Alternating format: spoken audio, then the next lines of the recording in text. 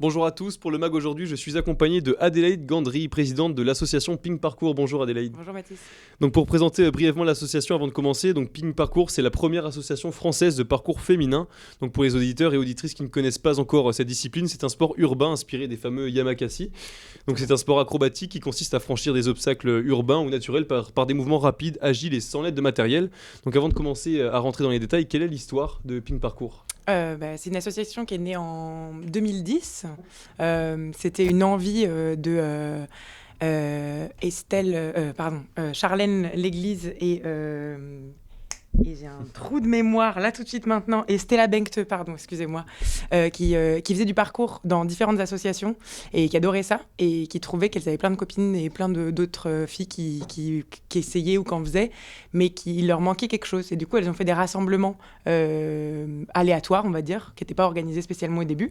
Et puis petit à petit, ça s'est mis en place. C'était tous les mois, après toutes les semaines. Et maintenant, on est à 2 entraînements par semaine, bien cadrés. Et vous, de votre côté, comment c'est venu cette passion justement pour le sport, qui est un sport assez atypique, hein, entre nous, c'est pas commun de faire ce sport-là. En fait, on me l'a recommandé. J'avais essayé de m'inscrire à la gym que j'avais fait pendant 1 an quand j'étais très jeune. Et on m'a dit que j'étais trop vieille, à 22 ans, 23 ans.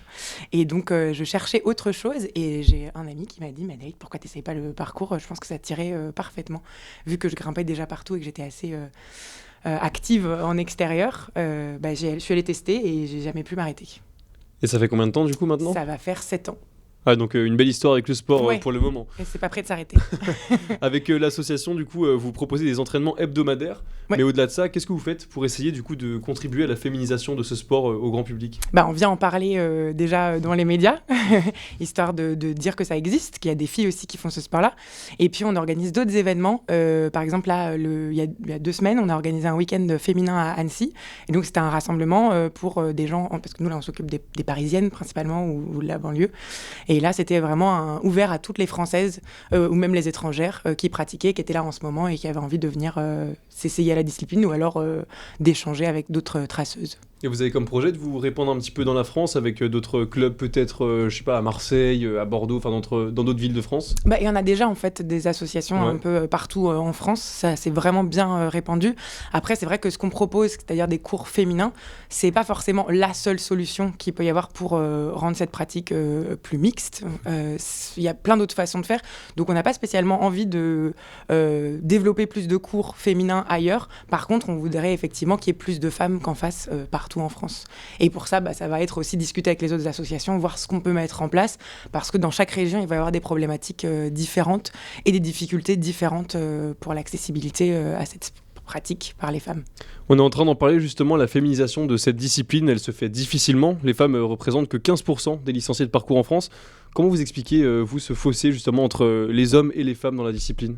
Je pense que c'est lié au fait que le lieu d'entraînement, c'est la rue, et qu'à partir de là, ça met un sacré blocage. Et en fait, on le voit dans tous les autres sports qui se passent en extérieur, dans la rue, dans le milieu urbain, c'est-à-dire le skateboard, le street workout, et tous ces sports-là d'extérieur et de rue, ça va mettre plus de difficultés, parce que déjà c'est un sport qu'on voit comme assez casse-cou, donc déjà les parents vont pas forcément être pros, mettre leur fille dans un cours comme ça les rassure pas forcément, et après une fois qu'elles sont un peu plus grandes, s'exposer au regard des gens et aller chuter et tomber sur les fesses dans des positions pas possibles devant un regard extérieur, je pense que c'est peut-être aussi plus difficile pour les femmes. C'est quelque chose qui joue beaucoup, ça, vous pensez, justement, le regard des autres dans un sport comme ça ? Dans la progression, oui. Et puis dans le sauter le pas, de venir essayer. Parce que quand on va essayer un autre sport et qu'on est en salle, il y a les autres participants qui sont avec nous, qui nous regardent quand on fait de la danse ou d'autres sports en intérieur. Mais c'est vrai que quand on est dehors, comme c'est une pratique en plus qui n'est pas hyper connue, c'est vrai que ça arrête beaucoup les piétons et passants. Ce qui est chouette, ça crée une bonne dynamique et on a des bonnes discussions avec eux, mais qui peut être un peu un frein, effectivement, pour commencer, parce qu'on n'a pas envie de se retrouver dans une position en difficulté devant des gens qu'on ne connaît pas. Surtout quand on apprend, on aime bien parfois être un peu dans sa bulle avant de s'exposer en pleine rue. Exactement, et ne pas se faire déranger, parce que je sais que ça vient aussi souvent, c'est-à-dire que quand on est toute seule dans la rue en train de faire quelque chose que les gens en plus comprennent pas trop, ils n'ont pas trop l'impression qu'on est en train de s'entraîner, c'est vrai qu'on va souvent venir nous parler plus facilement peut-être si on était un homme, et du coup on est bloqué et on n'est plus concentré sur ce qu'on faisait. Et est-ce que justement vous rencontrez parfois des adhérentes qui veulent se lancer là-dedans mais qui manquent de confiance en elles parce que justement c'est des hommes qui sont plus habitués à faire ce genre de discipline? Y a des adhérentes qui viennent chez nous parce qu'effectivement, ça les bloquait un petit peu d'être avec d'autres participants qui, par exemple, allaient développer leurs muscles plus rapidement. Et du coup, elles allaient se sentir à la traîne. Donc, c'était un peu rassurant de venir être entourée d'autres femmes qui allaient peut-être avoir un peu le même niveau ou alors la même évolution qu'elles. Ça rassure pas mal. Et après, il y a d'autres femmes qui ont absolument aucun problème et qui vont dans des cours mixtes et qui aiment bien justement le challenge de la compétition et se dire je vais montrer à tout le monde que je suis aussi capable que tout le reste des participants. Et parfois vous faites des rencontres un peu entre femmes, hommes, etc. Autour du même passion justement? Complètement. Le but, c'est pas du tout de créer une bulle où on est que entre nous et où on se mélange jamais avec le reste. En fait, nous, c'est plutôt un côté de... On va accompagner celles qui ont un peu plus peur ou qui ont des appréhensions plus grandes ou qui n'ont pas du tout qui n'ont jamais fait de sport, par exemple, avant. Et les mettre assez à l'aise pour qu'elles puissent s'entraîner soit toutes seules de leur côté, soit avec des hommes, vu que c'est quand même la majorité des gens qui pratiquent le parcours. Alors il y a une question que je me pose, est-ce que la pratique du parcours féminin est différente de celle masculin? Est-ce que genre au niveau des entraînements, de la façon de faire, etc., est-ce qu'il y a des changements?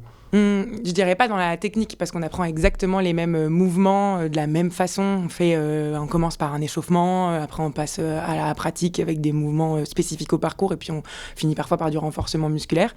Mais c'est plus dans l'approche, comme on disait. Du coup, il va y avoir peut-être une plus grande appréhension du regard des autres ou plus de difficultés à faire des pompes ou des mouvements que les garçons pourraient avoir plus de facilité à faire.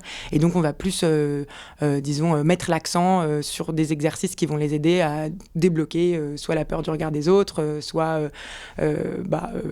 apprendre à faire des pompes tout simplement. Et qu'est-ce qu'il faudrait comme qualité, comme prérequis, si on peut dire, pour se lancer là-dedans? La motivation. Il n'y a pas d'autre... n'importe qui a envie de le faire peut le faire. C'est-à-dire qu'il n'y a pas besoin d'être grand, petit, gros, mince. Il y a vraiment... ou jeune, vieux. C'est vrai qu'on a l'image de quelque chose d'assez athlétique, où on voit beaucoup d'hommes jeunes qui le font et qui sautent de toit en toit, alors qu'en fait, il y a différentes façons de pratiquer et qu'on peut très bien être une femme de 60 ans et pratiquer le parcours et y prendre beaucoup de plaisir et ça marche très bien. Et du coup, maintenant qu'on est en train de parler un peu des entraînements que vous faites, etc., qu'est-ce que vous faites pendant les entraînements de parcours? Est-ce que c'est directement, vous prenez votre courage à deux mains, vous allez de toit en toit, en pleine rue, ou est-ce que vous avez, je sais pas, des endroits propices à l'entraînement de tout ça? Ouais, on a des endroits propices parce qu'on est une association, du coup, toit en toit, c'est illégal. Du coup, on ne pourrait pas proposer ça concrètement à des adhérentes.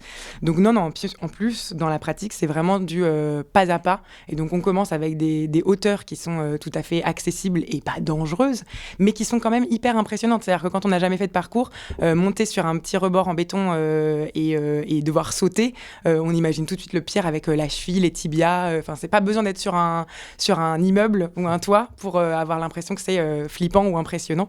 Ça devient tout de suite engageant dès qu'on est sur du béton, en fait. Donc on commence par à la hauteur du sol et on répète jusqu'à ce qu'on soit sûr de y arriver, d'avoir la distance, comme on dit, c'est-à-dire de comprendre quelle distance on peut avoir et jusqu'à où on peut sauter, et du coup de pouvoir le faire en hauteur ou pas. Et si on n'a pas envie d'aller en hauteur, on n'y va même pas, en fait. On peut très bien s'amuser au sol ou alors avec des petites hauteurs. Et si on a peur justement de ces hauteurs, le béton qu'il y a par terre, ça, on peut se faire mal en gros. Comment on fait pour franchir le pas?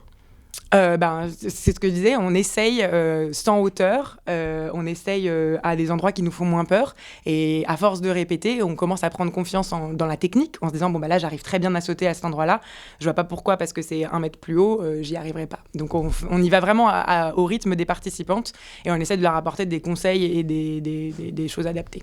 Il y a quelques années, le parcours était beaucoup moins connu que maintenant. Maintenant, il est beaucoup médiatisé par rapport à avant. À quoi c'est dû, justement, cette médiatisation, le fait qu'on parle plus de ce sport? Il y a plein de facteurs qui s'entremêlent. Je pense qu'il y a, par exemple, les parcours de Ninja Warrior. On a beaucoup de sportifs comme des grimpeurs, mais aussi des traceurs et des traceuses qui participent. Et du coup, je pense que ça promeut vachement chez les jeunes et même chez les adultes la discipline, parce qu'on se rend compte que c'est quelque chose d'assez, pas vaste, c'est pas le terme que je recherche, mais plutôt complet, une pratique assez complète. Et donc, je pense que ça fait son petit bonhomme de chemin à force de voir ça à la télé ou d'en entendre parler après le film. Ça commence à être ancré dans les esprits que c'est pas juste un truc de show ou de film, c'est une vraie pratique sportive. Merci beaucoup Adélaïde d'avoir été avec nous pour cette émission. Donc, je rappelle que vous êtes la présidente de l'association Ping Parcours. On rappelle aussi qu'il faut être prudent pour pratiquer ce genre de sport urbain et acrobatique. Cette émission a été enregistrée dans les salons du Sormani à Paris. N'oubliez pas, si vous voulez retrouver cette émission, vous pouvez la voir sur notre site ou sur notre application Radio Sensation. Merci.